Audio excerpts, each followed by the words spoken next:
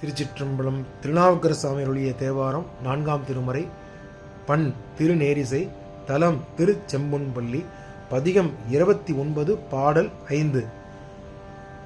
அறுசடை சடையர் போலும் அன்பர்க்கு அன்பர் போலும் குரு குரு இடை மெய்யர் போலும் கோளரவு அறைவர் போலும் அறுசடை சடையர் போலும் அன்பர்க்கு அன்பர் போலும் கூரிடை மெய்யர் போலும் கோளரவு அறையர் போலும் கோரளவு அறையர் போலும் கோளரவு அறையர் போலும் நீருடை அழகர் போலும் நீரிடை அழகர் போலும் நெய்தலே கமழும் நீரை நீரிடை அழகர் போலும் நெய்தலே கமழும் நீரை சேரிடை கமழன்வேலி திருச்செம்பொன்பள்ளி யாரே நீரிடை அழகர் போலும் நெய்தலே கமழும் நீர்மை சீரிடை கமழின்வேலி